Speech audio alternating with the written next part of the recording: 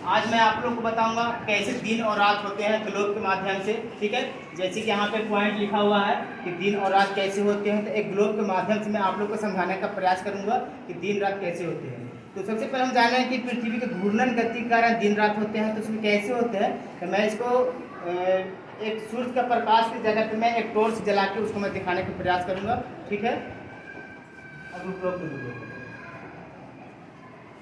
रोकिए।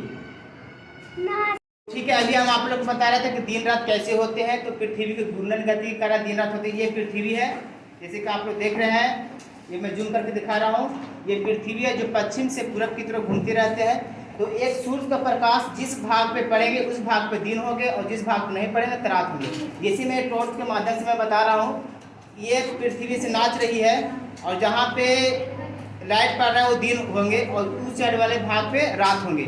यानी कि अपने आज पे पृथ्वी है जो 24 घंटा में घूम जाते हैं। तो जहाँ पे भी अगर प्रकाश पड़ेगा, मान लीजिए सूर्य है, ये टॉर्च को हम सूर्य के प्रकाश मान लिए हैं और पृथ्वी इस तरह से घूमती रहती है और इस प्रकार से सूर्य का प्रकाश पड़ती रहे। यानी कि जिस भाग पे सूर्य का प्रकाश पड़ेंगे उस भाग पे दिन होंगे और जिस भाग पे नहीं पड़ेंगे वे भाग रात होंगे। यानी कि पृथ्वी के घूर्णन ये घूम रहे हैं जिसके कारण होते हैं।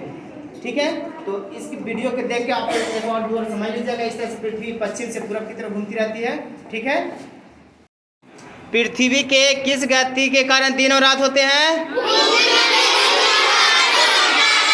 किस गति के कारण?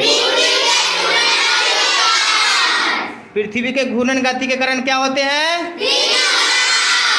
ठीक है, और सूर्य का प्रकाश पृथ्वी के जिस भाग पे पड़ेंगे तो वो भाग कौन सा होगा? क्या होगा? क्या होगा? और जिस भाग पे सूर्य का प्रकाश नहीं पड़ेंगे तो क्या होगा? क्या होगा?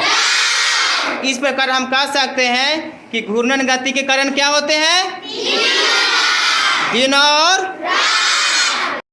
पृथ्वी अपने आज पे एक चक्कर पूरा कितने देर में करते हैं? कितने घंटे? तो 24 घंटा। इतना तो क्लियर हो गया। बाकी जो यहाँ पे पॉइंट, जो इस पॉइंट को आप लोग देखकर घर पे जाकर समझ लेंगे।